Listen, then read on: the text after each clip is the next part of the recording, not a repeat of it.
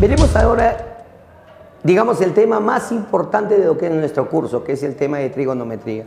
Y decimos lo más importante porque esta es una herramienta que nos va a permitir analizar. O sea, el inicio del análisis trigonométrica se da con la circunferencia trigonométrica. Tema netamente ligado al álgebra. Trigonometría y álgebra van así de la mano en esta parte y en bastantes temas de nuestro curso. Mucha más relación que la parte geométrica. Veamos. El tema se llama circunferencia trigonométrica. Definición. ¿Qué es para nosotros una circunferencia trigonométrica? Es un conjunto de puntos que están en el plano, pero donde todos ellos equidistan una unidad del origen de coordenadas. Antes de continuar, ¿qué es equidistar? Significa distancias iguales. O sea, la circunferencia está formada por un montón de puntos y todos esos distan una unidad del origen. Se encuentran a una unidad del origen. ¿Qué significa, profe? Significa que esa distancia común se llama radio. Entonces la circunferencia es un conjunto de puntos donde su centro será el origen de coordenadas, el punto 0, 0, porque todos equidistan de él. Y la distancia común, la distancia de cualquier punto al origen, porque con ese equidistan, esa distancia debe valer 1. Entonces, por esa razón es que a esto de acá también se le suele llamar circunferencia unitaria. Y lo vamos a abreviar nosotros llamándole CT. CT es para nosotros la circunferencia trigonométrica. Entonces, repito, ¿qué cosa es una circunferencia trigonométrica? Es un conjunto de puntos donde su centro está en el origen y la distancia, o sea, el radio debe valer ¿cuánto? 1. Todos cumplen eso porque todos equidistan del centro. ¿Ok? Muy bien, eso es lo principal para una circunferencia trigonométrica. Segundo, estos puntos donde la curva corta a los ejes coordenados, para nosotros son importantes en el análisis de las líneas. Por eso es que se ha tratado de darle un nombre a cada uno de ellos. Veamos, el punto A, que tiene coordenadas 1, 0, porque el abscisa es 1 y no hay ordenada 0, se le da el nombre de origen de arcos. Porque todo arco que tú ubiques acá sobre la circunferencia, si a mí no me dicen nada, ese arco debe empezar en el punto A. A eso se debe que le llamen origen de arcos. Es el origen natural para los arcos. Continuamos. Si el arco comienza en el punto B, este punto B tiene abscisa 0 pero ordenada 1, sería 0, 1, se le llama origen de complementos, porque el ángulo hasta acá es 90 grados y ustedes saben que a eso se le llama complementarios. A este que está acá, que es el punto opuesto de A, al opuesto de A se le denota así A', ¿ok? Y tendrá coordenada menos 1, 0, porque la abscisa es menos 1 y la ordenada es 0. Profe, el radio no era 1, el radio será 1, pero la abscisa es negativa porque está a la izquierda. El radio es una distancia, donde lo pongas siempre va a valer 1. Chicos, a este punto se le da el nombre de origen de suplementos, porque hasta acá el ángulo es 180 y a eso se les llama suplementarios. Este punto, que es el opuesto de B, a este se le pone coordenada 0, menos 1, porque no tiene abscisa y su ordenada es menos 1, hacia abajo una unidad. Profe, ¿ese no tiene nombre? No es que no tenga nombre, sino que no se les ha podido dar un nombre como a esos, que sí le hemos dado un nombre en particular, porque nosotros sabemos que hay ángulos complementarios, suplementarios, pero el ángulo hasta acá es 270. Y cuando los ángulos suman 270 no hay un nombre para esos ángulos. Y por eso es que a este puntito no se le pudo dar un nombre como a estos que sí se le pudo. Pero no estaría bien ponerle el sin nombre, ¿no? Simplemente no se le denota de no se le llama de ninguna forma. Ya está, continuamos. Profe, mi libro dice sin nombre, sí, ya me di cuenta. Hay libritos que hay que votar también. Voy a aplicar acá la teoría. Se sabe por definición que la distancia de este punto a este punto es el radio. La distancia del punto P al centro es el radio. Distancia entre dos puntos, eso lo hemos visto en geometría analítica. Eso se calcula así, como la raíz cuadrada de la diferencia de abscisas cuadrado más diferencia de ordenadas cuadrado. Diferencia de abscisas sería x menos 0. Sería entonces x menos 0 elevado al cuadrado más diferencia de ordenadas, que sería y menos 0 elevado al cuadrado. Así se calcula esa distancia y esa distancia se llama radio y tú sabes que en la CT vale 1. Ya está. X menos 0 es x, entonces quedaría así, raíz cuadrada de x cuadrado. ¿Más cuánto? Y menos 0 es y, sería más y cuadrado. Y esto sigue siendo igual a 1. elevarás al cuadrado y vas a obtener una ecuación. Elevando al cuadrado nos quedaría esto, x cuadrado más y cuadrado igual a 1, porque 1 al cuadrado sigue siendo 1. A esto que acabamos de encontrar, chicos, le llamamos nosotros ecuación de la CT. Esta es la ecuación, esta es la regla de formación que va a tener cualquier punto que esté en la circunferencia trigonométrica. Repito, ¿cómo se le llama a esta igualdad obtenida? Ecuación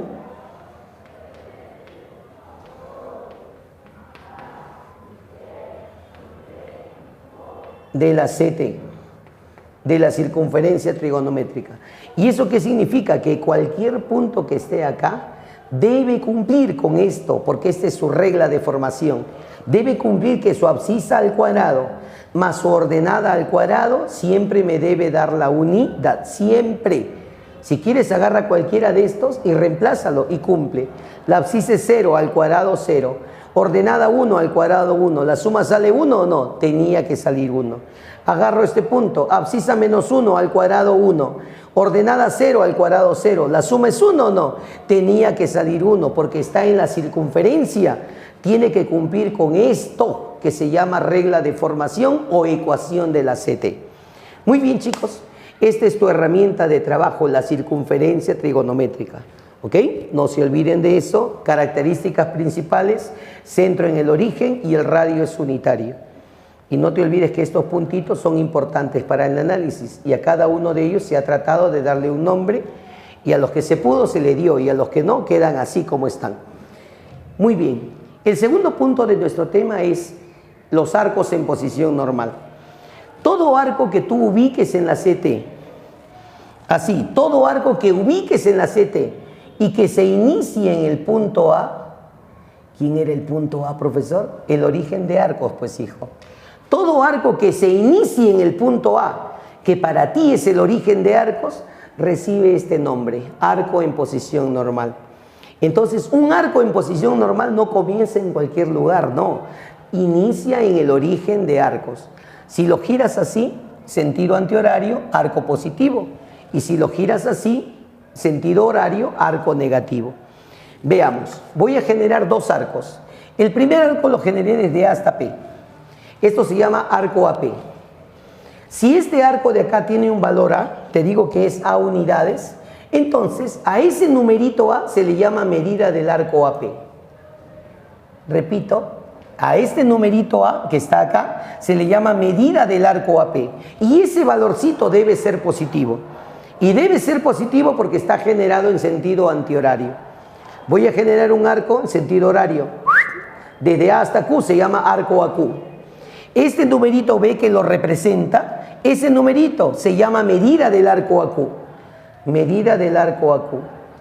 Profe, y ese valorcito B debe ser negativo. Y debe ser negativo porque está en sentido horario. Una de las características de los arcos en posición normal es esta: que si el arco mide A, su ángulo central es A radianes. Mira, el mismo valor pero expresado en radianes. Si este arco mide B, su ángulo central será B radianes. El mismo valor pero expresado en radianes. El arco no tiene unidades, el ángulo sí. Es el mismo valor pero el ángulo está expresado en radianes. Si yo te digo que este arco vale 2, su ángulo será 2 radianes. El arco vale 3, su ángulo es 3 radianes. El arco es menos 1, su ángulo menos 1 radian. El valor es el mismo, solo que con radianes. Este arco vale pi tercios radianes. El ángulo, entonces su arco será pi tercios. El mismo valor, pero el arco y el ángulo tienen una diferencia, que el arco no tiene unidades, el ángulo sí, tiene que estar expresado en radianes. Muy bien, ¿qué puedo observar yo en la figura? En la figura yo observo que el arco AP y el arco AQ, ambos están en posición normal. Y además también el arco AP, ¿dónde termina? Esa es una característica de los arcos en posición normal, que el lugar donde acaba el arco, ese va a ser su cuadrante. El arco AP terminó en el segundo, ¿o no? Entonces se dice que el arco AP pertenece al segundo y debe ser positivo. Ya está. El arco AQ terminó en el tercero, porque esto es primero, segundo, tercero. Entonces, si el arco AQ está en el tercero, debe ser negativo. ¿Porque está en el tercero? No, porque lo has girado en sentido sentido horario.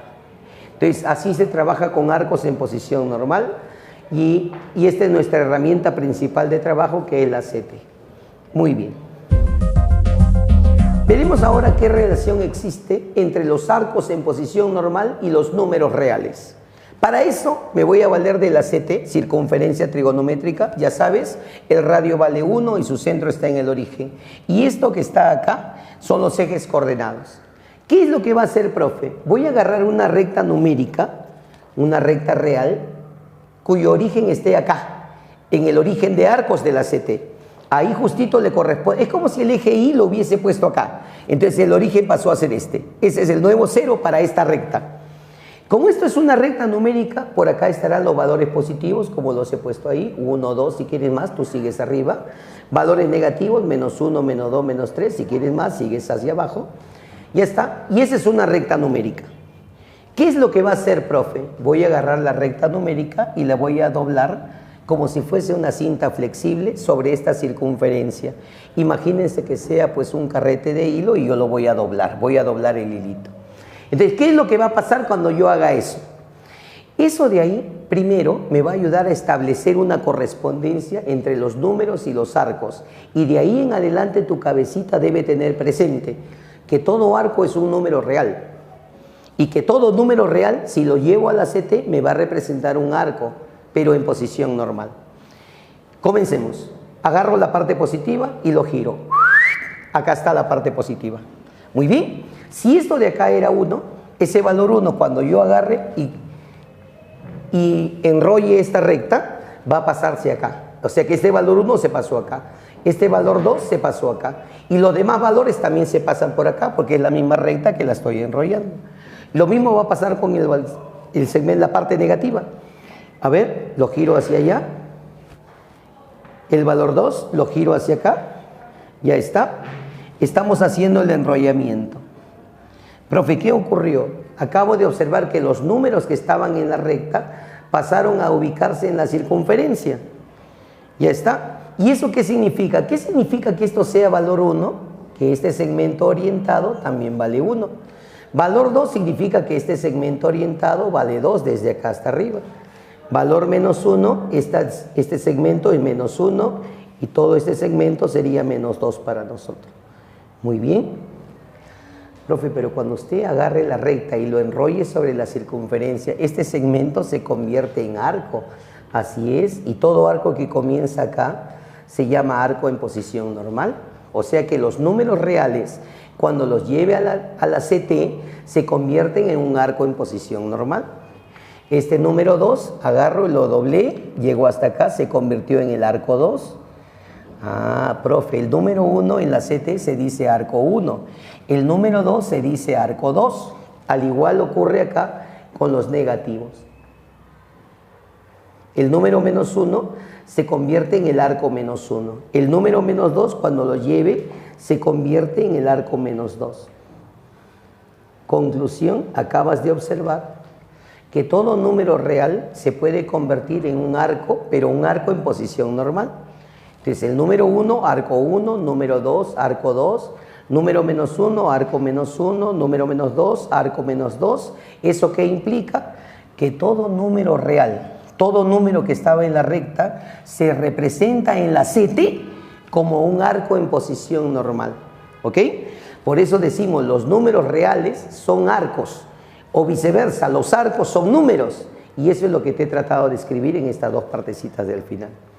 Todo número real nos representa en la CT un arco en posición normal y viceversa. Todo arco en posición normal quedará representado por un número real. Entonces, cuando tú me hables de un arco es un número real. Entienda eso, ¿ok? Esa es la correspondencia que existe entre los arcos y los números reales. Muy bien, ahora pasemos a ubicar arcos en la CT. Si estamos hablando de arcos bastante, es porque los arcos son la base de todo esto. O sea, todo esto se analiza en base a arcos. Muy bien, para eso voy a colocar un par de ejemplitos para ubicarnos bien.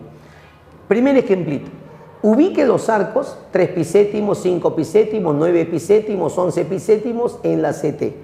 Siempre que quieras ubicar arcos en la CT, tus referencias son los cuadrantales. Siempre para ubicar el cuadrante de un arco, tengo que saber tomar como referencia, los arcos cuadrantales. Ya tú sabes quiénes son. Aquí está el 0, acá está el pi medios, acá está pi, 3 pi medios y 2 pi. Profe, ¿y dónde está el arco 3 pi séptimos? Ah, bueno, para saber dónde está el arco 3 pi séptimos, usted agarra y divide 3 entre 7. Ah, eso va a salir 0,4, profe, aproximadamente.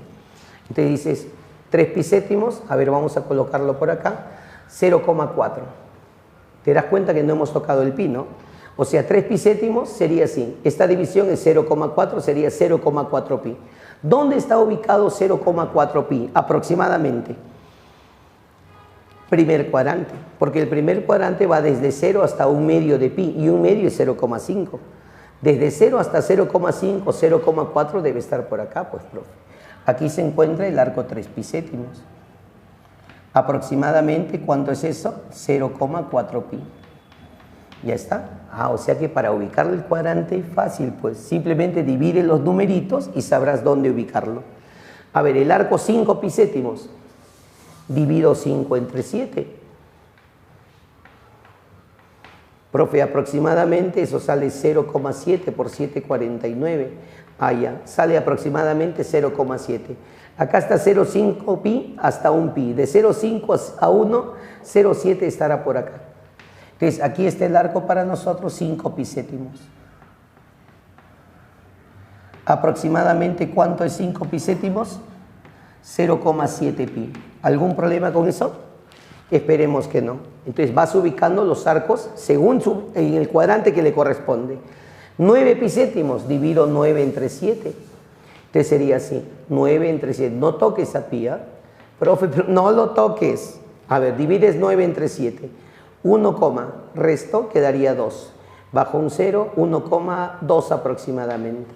Ah, profe, entonces 9 entre 7 sale 1,2. Esto es 1,2 pi. A ver, 1,2 está por acá. Porque acá está 1 pi y acá está 1,5 pi. 1,2 debe estar por acá. Por acá estaría 9 pi séptimos. Eso aproximadamente es 1,2 pi. Profe, es al toque, claro, pues no vas a estar pasando a grados, ¿no? Se van a matar. A ver, el 11 pi séptimos, divido 11 entre 7. 11 entre 7, no toques a pi, ya te dije, no lo toques. Sería así, 1, 7 por 1, 7 y resto quedaría 4. Bajo un cerito y sería el coma, ¿no? Sería 5, 1,5 y un poquito más. 7 por 5, 35. Quedaría 5, quedaría 5, 5, no, 5, 7. Sale 1,57 aproximadamente. Profe, esta división sale 1,57 pi. Ah, si acá es 1,5 y acá es 2, 1,57 estará por acá. Entonces aquí estaría el ángulo 11 pi séptimos. Aproximadamente 1,57 pi. Es un poquito más de 1,5, pero y un poquito más ya estás en el cuarto cuadrante. Y así se ubica arcos en la CT. No necesariamente tienes que estar pasando a grados como loquito, siempre todos los valores. No, hay que tener un poquito de cuidado, ¿ya? Muy bien, continuando entonces con esto, diremos lo siguiente. Profe, ¿y qué pasa con los arcos que están abajo? Te he puesto como ejemplo, ubica ahora los arcos 1, 2, 3, 4. Profe, pero esos son números. ¿Y qué tiene? Ya hemos visto ahorita que todo número real es un arco en la circunferencia trigonométrica. Entonces, ubícame estos arcos. La única diferencia entre estos y los de arriba es que estos arcos no tienen pi, los de arriba sí tenían pi. ¿Y qué va a hacer, profe, cuando el arco no tiene pi? Fácil, tus referencias siempre son los cuadrantales. Lo único que haces, como ahora ya no debe haber pi, reemplazas el valor de pi, pues. El pi para nosotros es 3,14, entonces acá ya no le llamo pi, le llamo 3,14. Arriba era pi medios, la mitad de 3,14, 1,57. Abajo es 3 pi medios, sería pi medios, ¿qué es esto? Por 3, multiplícalo por 3 y te sale esto, 4,71. Y cuando des la vuelta sería 2 pi, y 2 pi es el doble de 3,14, o sea 6,28. En base a esto ya puedes ubicar esos arquitos. El arco que vale 1 significa que está por acá, porque este es 1,57. Profe, ¿y qué significa que ese arco sea 1? Que toda esta distancia, no todo este arco, y todo esto vale 1. Porque tú sabes que todo arco empieza acá, pues. Ya no te van a estar poniendo todo eso. De frente te van a poner el punto final nada más. Se sobreentiende dónde empiezan los arcos. El arco que vale 2 debe estar por acá. El arco que vale 3 debe estar por acá. Porque acá es 3,14. El arco 3 es un poquito menos. El arco que vale 4 tiene que estar por este lado de acá. Entonces por acá vamos a poner el arco que vale 4. El arco que vale 5 debe estar por acá. Mayor que 4,71. Por acá estará el arco que vale 5. Pero menor que 6,28. Y el arco que vale 6 lo ubicaré por acá. Acabas de ubicar los 6 primeros arcos que están en posición normal. Profe, un ratito, ¿y por qué puso el arco 2 un poquito más arriba que el arco 1? No es que el profe lo ponga porque le da la gana, es porque todo tiene un significado. Si tú necesitas precisión, tienes que saber guiarte. ¿Por qué lo he puesto más pegadito a esto? Por distancias. De acá hasta acá es 0,57 y de acá hasta acá es 0,40. Este está más cerquita, pues 0,43. Este está 0,57, está más lejitos. Uno se ubica así. Pregunta, ¿quién está más cercano al eje X? ¿El arco 3 o el arco 6? Fíjate, de acá hasta acá 0,14, de acá hasta acá 0,28. Ah, este está más cerquita porque la distancia es menor. Entonces así también voy a ubicarme. Siempre es bueno manejar eso de ahí. Muy bien. Veremos ahora los arcos cuadrantales en la circunferencia trigonométrica. Mire, nosotros ya hemos visto que los ángulos cuadrantales son los que caen en los ejes. Entonces los arcos cuadrantales también son los que caen en los ejes. Todo arco cuadrantal es múltiplo del ángulo recto. Todo eso ya está establecido porque ya lo hemos estudiado en el tema anterior o en los temas anteriores. Todo arco cuadrantal que caiga a la derecha siempre debe ser un par de pi. ¿Por qué, profesor? Te pones a contar, hijo. 2pi, 4pi, 6pi, 8pi, 10pi, 2, 4, 6, 8, 10, son pares de pi. Esa es la forma general. Pares de pi. ¿Cómo se escribe un número par? 2n o 2k. Entonces se dice 12 de pi. Pero una cosita, ese n debe ser entero. Siempre que tú generalices un valor, a esa letra que uses para generalizar se le llama parámetro. Y los parámetros solo toman valores enteros. Entonces, ¿qué forma general tienen los cuadrantales que caen a la derecha? Pares de pi. Pero no olvidarse que su parámetro es entero. A partir de ahí comenzamos. Los cuadrantales que acaben arriba. Todo cuadrantal que acabe arriba, ¿qué forma general debe tener? 2n pi más este pedacito. Pero este pedacito de acá es pi medios. Entonces el arco de arriba tendrá la forma de 2n pi más pi medios. No olvidarse que el que cae acá, ese número n, perdón, debe ser entero, nada más. Acá. Si tú efectúas eso, sacando mínimo como un múltiplo, factorizando, te va a salir 4n más 1 por pi medios. Si tienes duda, multiplica 4n pi sobre 2, 2n pi, pi medios por 1, pi medios. Así que esto y esto es lo mismo. Lo que pasa es que a veces uno no se acuerda formas generales, acuérdate más sumando. Profe, acá es 2n pi, esta es la clave de todo, ¿eh? Si este no sabes, estás en problemas. Profe, 2n pi más pi medios. El que cae acá, profe, sería 2n pi más pi, pues. 2n pi más pi, le factorizo el pi y quedaría 2n más 1 por pi. Ya está. Eso significa 2n pi más pi, solo que ya está factorizado. Continuamos entonces. A ver, el arco cuadrantal que cae aquí abajo tiene la forma de 2n pi más todo esto que vale 3 pi medios. Se escribe así, 2n pi más 3 pi medios. Si tú factorizas, sumas, restas, quebrados, te va a salir 4n más 3 por pi medio. Ya está. Y esa es la forma general que tienen los cuadrantales en cada uno de los sitios. ¿Correcto? Muy bien. Son 4 posiciones para los cuadrantales. Ahí tienen las 4 formas que deben tener en cada uno de los lugares. Los pares de pi están a la derecha. Impares de pi, ¿esto se llama impar o no? Impares de pi a la izquierda. Y en el eje Y, 2n pi más pi medios o 2n pi más 3 pi medios. Esto significa múltiplo de 4 más 1 por pi medios y esto significa múltiplo de 4 más 3 por pi medios. Ahora, los cuadrantales también los puedo tomar por ejes. Si un cuadrantal cae en el eje X, no importa cómo hayas girado, si cae en el eje X ya tiene una forma general. ¿Y cuál es la forma general, profe? La forma general, cuando caigas en el eje X, debe ser múltiplo de pi. Todo cuadrantal que cae en el eje X es un múltiplo de pi, se le escribe así, npi o kpi. No te olvides que esa letra n se llama parámetro y que solo puede tomar valores enteros. Profe, ¿pero por qué npi? Ponte a contar. Cuando de algo no te acuerdes, póngase a contar. 0, pi, 2pi, 3pi, 4pi, 5pi, 6pi. Ah, van de pi en pi. Eso se llama múltiplo de pi, muchacho. ¿Correcto? Listo. ¿Qué pasa si el cuadrantal cae en el eje Y? Si el cuadrantal cae aquí en el eje Y, entonces ya no es un múltiplo de pi. Debe ser un múltiplo impar de pi medios. Profe, ¿por qué impar de pi medios? No te olvides que cada cuadrante vale pi medios. Si te olvidas de algo, te dije, ponte a contar. Todo ángulo que cae acá debe ser un impar de pi medios. 2n más 1 por pi medios. Esa es su forma general. Profe, ¿cómo me voy a poner a contar? Cuenta, pues, hijo, así. ¿Tú qué crees? ¿Que eso cómo lo han deducido? Son expertos, amaneció y me soñé que debe ser así. No, las cosas son de este tipo. A ver, mira, si cae arriba, el ángulo sería pi medios. Cuando caigas abajo, sería 3 pi medios. Si regresas arriba, sería 3 pi medios, 4 pi medios, 5 pi medios. Ya está. Si regresas abajo, 5, 6 pi medios, 7 pi medios. Ah, profe, esos cuadrantales que caen aquí siempre tienen pi medios por un impar, mira, pi medios por 1, pi medios por 3, pi medios por 5, son impares por pi medio, ahí está, mira, impares por pi medio.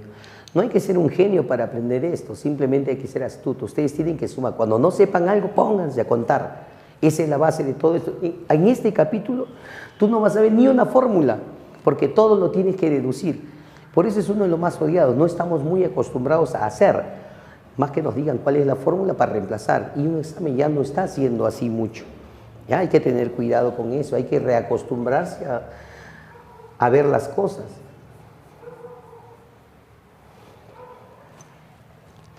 Bien, chicos, ahora vamos a ver, entrando ya a lo que nosotros necesitamos. Primero nos hemos preparado viendo todos los elementos que voy a necesitar. La CT, cómo funciona la CT, qué cosa es un arco en posición normal, cómo se puede ubicar un arco y los cuadrantales. De esto, por favor, prohibido, olvídate tu nombre si quieres, pero de los cuadrantales jamás te olvides, porque esa es tu regla para todo lo que vayas a ver en trigonometría. Muy bien, vamos a calcular ahora las razones trigonométricas, pero de arcos en posición normal. O sea, en la circunferencia trigonométrica. Mira, tú sabes que si para mí el arco es teta, su ángulo es teta radianes, ¿correcto? Resulta que estos dos tienen la misma abertura. Y por tener la misma abertura tendrán las mismas razones. Y esa es la propiedad que se establece acá. Si quieres razones de un arco, será igual a las razones de su ángulo central. El arco y su ángulo central, repito, tienen la misma abertura. Por eso es que las razones no van a cambiar, permanecen constantes. Mientras la abertura no cambie, no cambian las proporciones, no cambian las razones. Por eso se dice, razones del arco y razones de su ángulo central siempre serán iguales. Acá está escrito eso. Razones del arco igual razones de su ángulo central. Si para mí el arco es teta, su ángulo central, ¿quién es? Si mi arco es teta, su ángulo central, ¿quién es? Ah, teta radianes, profe. ¿Cuándo se aplica esta propiedad? Esta propiedad se aplica cuando estés calculando razones de arcos. Profe, ¿y cómo yo me voy a dar cuenta que lo de adentro es un arco? Porque adentro también hay ángulos. Ah, fácil, pues es que los arcos, ya vimos, no tienen unidades. Los arcos son valores numéricos. En cambio, los ángulos sí. Y en este capítulo, los ángulos deben estar expresados en radianes. Como ejemplo de esto, un par de aplicaciones. Supongamos que le digo, quiero calcular, chicos, el seno de 30. ¿Qué es lo primero que el alumno piensa? En su amigo. Perdón, en un medio. Seno de 30 vale 1/2. Ah, cuidado, eso no es así. Profe, ¿usted me enseñó? No. El profe te dijo, seno de 30 grados vale 1/2. Acá dice 30 grados, no. Entonces no vale 1/2. Ahí dice seno de 30. ¿Y qué significa? Que ese 30 no es ángulo, es arco, pues, porque no tiene unidades. Entonces, ahí te están preguntando seno del arco 30. El seno del arco 30, ahí le aplicas la regla. Será igual al seno de su ángulo central. Y si mi arco vale 30, ¿cuánto será su ángulo central? 30 radianes. Esa es la aplicación de la propiedad. Esto es arco, esto ya no. ¿Qué cosa es esto? Esto se llama ángulo y para nosotros es su ángulo central, el que le corresponde. Ya está. Entonces, ¿cuándo se aplica la regla? Cuando calcule razones de arcos. ¿Cómo me doy cuenta que es un arco? Porque no tiene unidades. Muy bien, sigamos. Segundo ejemplito, un parcito es suficiente. Quiero calcular tangente de pi cuartos. Profe, ese pi cuartos no tiene unidades, entonces significa que ese pi cuartos para ti es un arco. Y te están preguntando la tangente del arco pi cuartos. ¿Y cuánto es eso, profe? La tangente del arco, si mi arco es pi cuartos, su ángulo es pi cuartos radianes. Será igual a la tangente de su ángulo central, que es pi cuartos radianes. ¿Listo? Esto se llama ángulo central.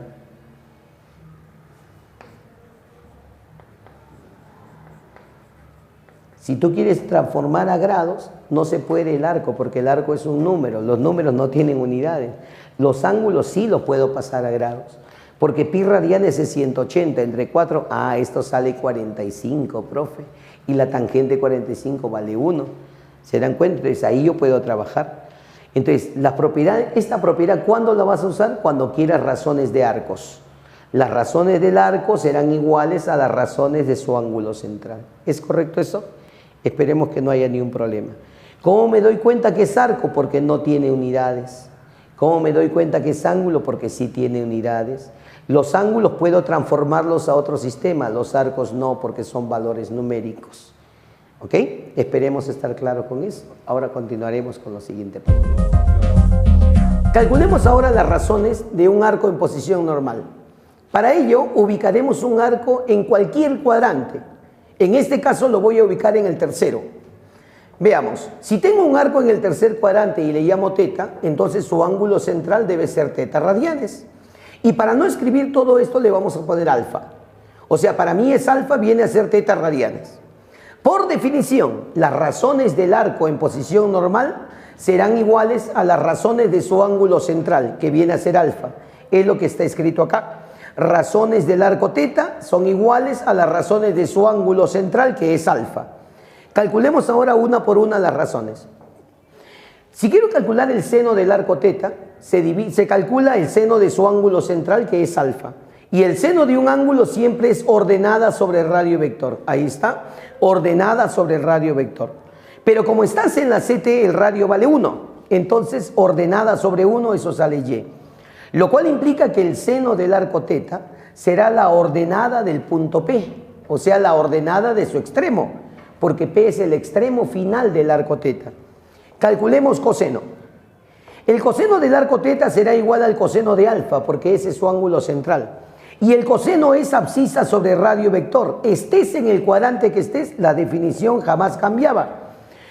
Profe, el radio vector vale 1, entonces la división sale X. Con lo cual compruebas que el coseno del arco teta será el X, o sea, la abscisa del punto P. Entonces el coseno de teta es la abscisa de este punto, que es el extremo del arco teta. Muy bien. Tangente del arco teta será igual a la tangente de alfa, que es su ángulo central. Y una tangente en el plano coordenado es ordenada sobre abscisa. Ordenada sobre abscisa. Colocando esto, tú ya comprobaste una identidad, porque si yo divido ordenada sobre abscisa, ¿qué estás dividiendo? Seno sobre coseno. Por eso decimos nosotros, toda tangente debe ser seno sobre coseno. Y ya lo demostraste sin necesidad de tener ni un triangulito, sino en forma general. Esto de acá, en realidad, es una herramienta que te permite demostrar todas las identidades, simplemente aplicando esta definición que está aquí, que hay que saberla manejar bien. Acabamos entonces de comprobar que si quiero calcular el seno y el coseno en la CTE, ¿no es cierto? Porque estamos trabajando en la CTE. Bueno, el seno y el coseno son dos coordenadas. El seno viene a ser la ordenada y el coseno la abscisa del punto final. El punto final del arco teta. Si quiero las coordenadas del punto teta, del extremo final de teta, coseno, seno de teta. Coseno es la abscisa y seno es la ordenada. Eso lo hemos puesto acá como observación. Después de calcular las razones del arco teta, se observó que las coordenadas del punto P, que es el extremo del arco teta, son: este punto P tiene una abscisa, que es el coseno, y tiene una ordenada, que viene a ser el seno. Entonces el punto P sería XY, y siempre será coseno-seno. El punto final de un arco siempre será coseno-seno de ese arco. En general, entonces, coloco mi circunferencia trigonométrica. Este es mi arco teta. El punto final del arco teta, coseno-seno del arco teta. Tengo mi arco alfa. Mientras esté en posición normal, la definición funciona. El punto final de alfa, coseno-seno de alfa. Repito, el punto final de alfa, coseno-seno de alfa. Profe, pero el arco es negativo. Eso no importa. El punto final, coseno-seno. Nada más. Muy bien.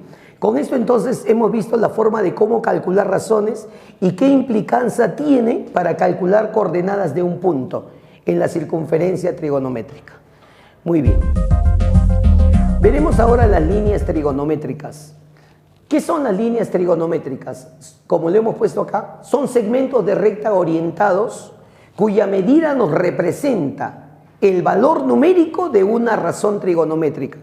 Entonces, las líneas son segmentos de recta, pero tienen orientación. ¿Eso qué significa? Que pueden ser positivos o pueden ser negativos. Entonces, las líneas trigonométricas son segmentos orientados cuya medida nos representa el valor de alguna de las razones trigonométricas. Nosotros sabemos que hay 6 razones, entonces habrán 6 líneas. Una línea para cada una de las razones. Comencemos.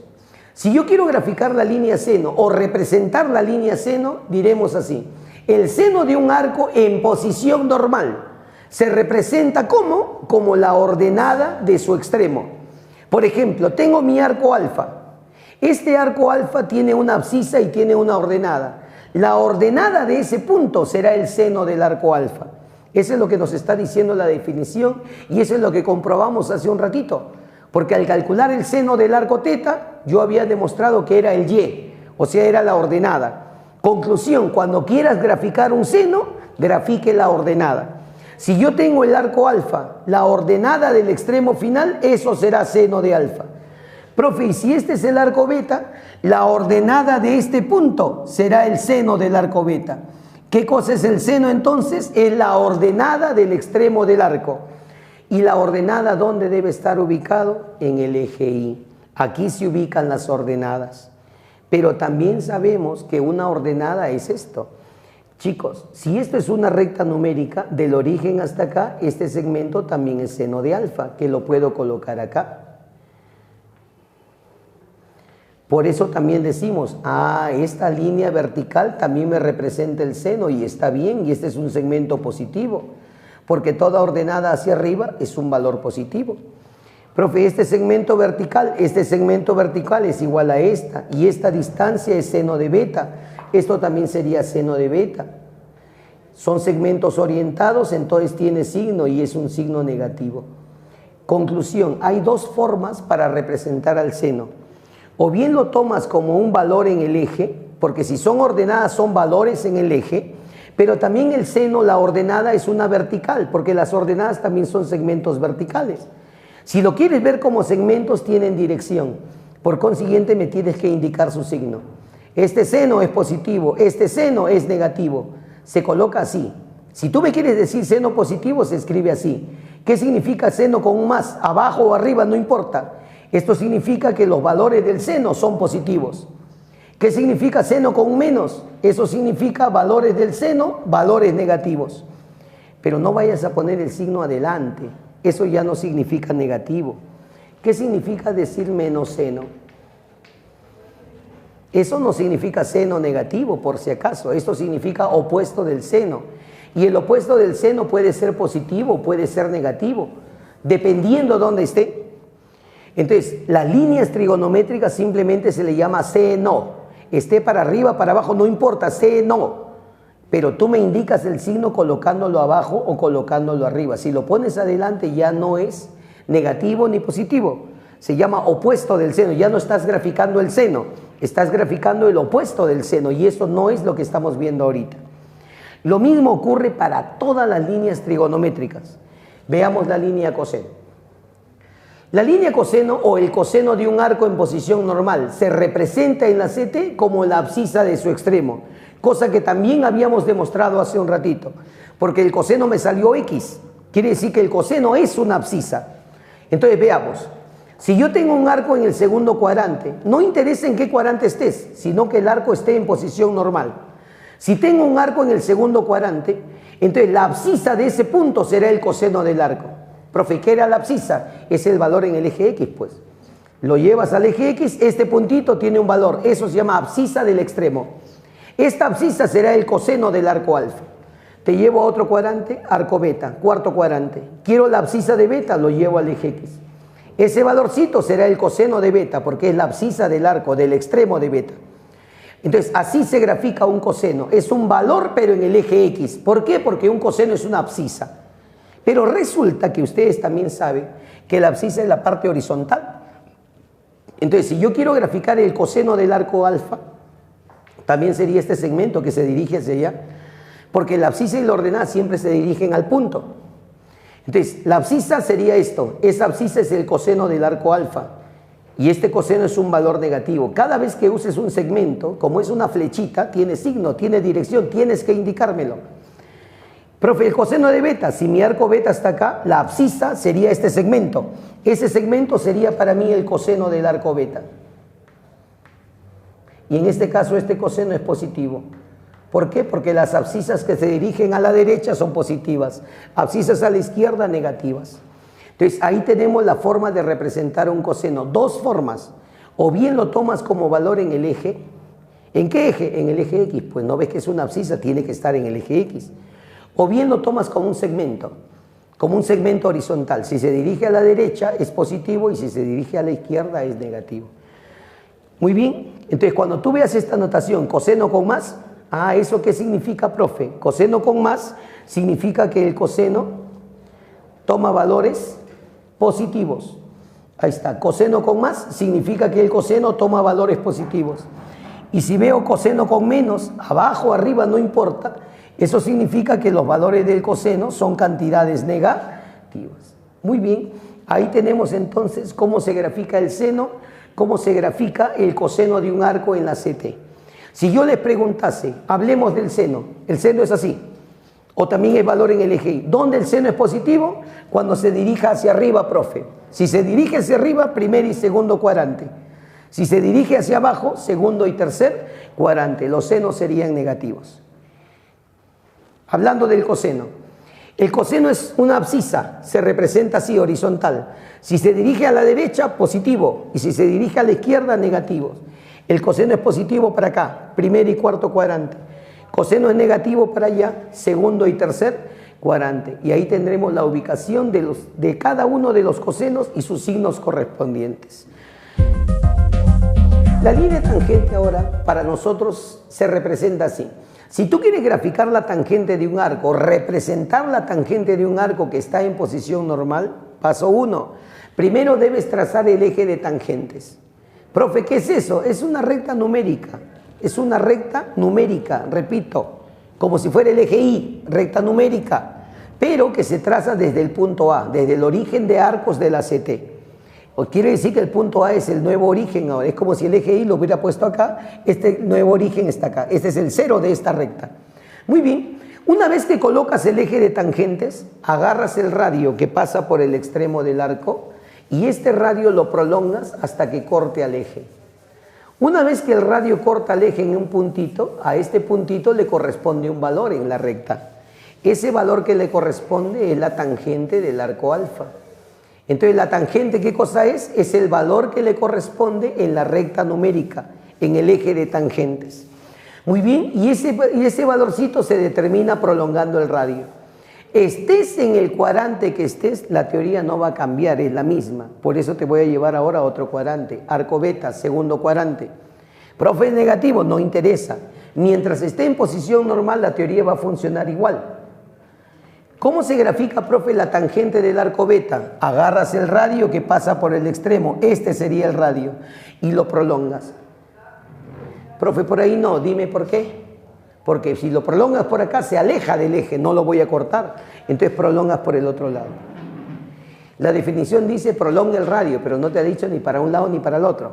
La idea es prolongar hasta que cortes al eje. Entonces sentido común para llegar a cortar. Por allá te alejas, no vas a cortar, tiene que ser por acá.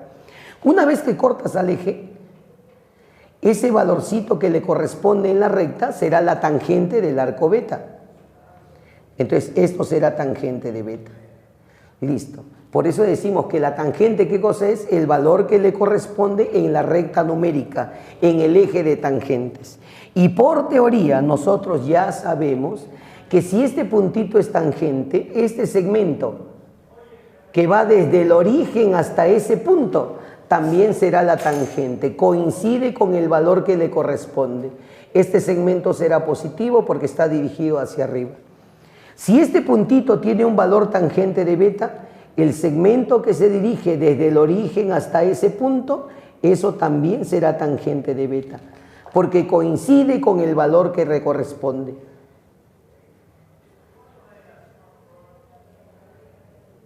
Valor negativo. ¿Por qué, profe? Porque está dirigido hacia abajo.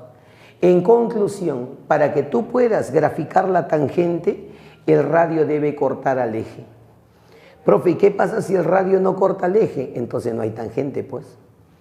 Repito, la tangente, ¿qué cosa es? El valor donde el radio cortó al eje. ¿Qué pasa si el radio no corta el eje? Entonces no hay tangente. Dígame entonces, ¿cuándo no hay tangente?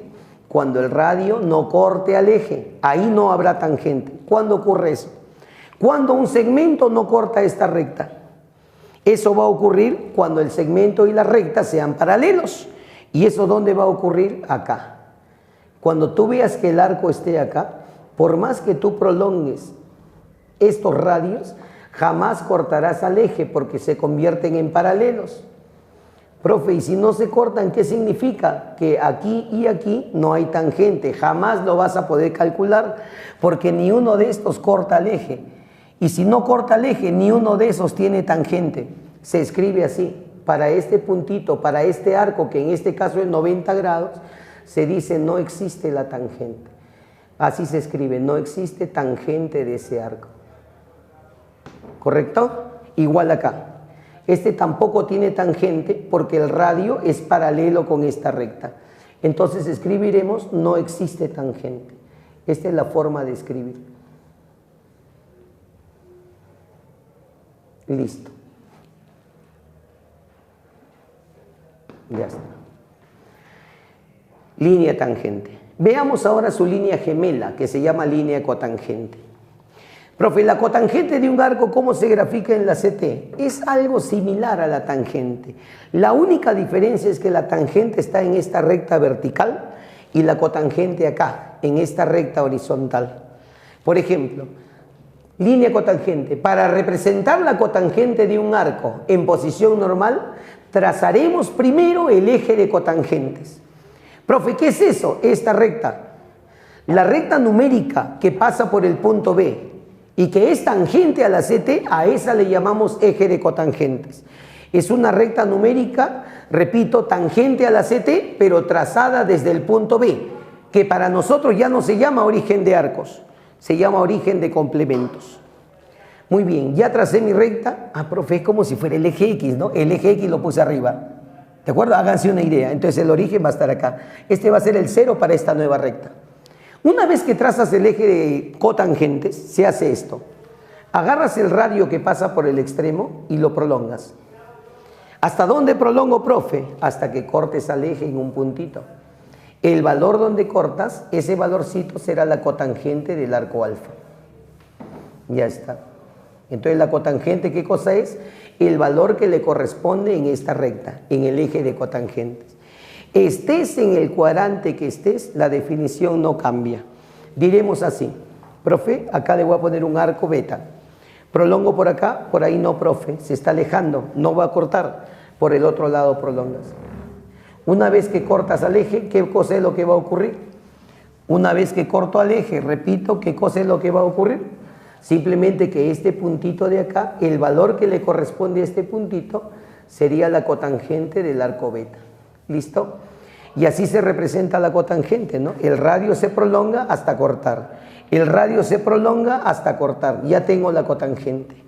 Continúo. Esto significa que del origen hasta ese punto, ese segmento dirigido también vale cotangente de alfa. Y en este caso es un valor positivo porque está dirigido hacia la derecha. Este segmento dirigido del origen hasta acá, que se dirige desde el origen hasta el punto cotangente beta, esto también será cotangente de beta. El segmento que está dirigido desde el origen, el segmento que va desde el origen hasta un punto, siempre coincide con el valor que le corresponde a ese puntito. Y esto de acá es negativo porque está dirigido hacia la izquierda. Ahí tienes entonces cómo se grafica la cotangente, dos formas, o como valor en el eje o simplemente como segmento. ¿Ok?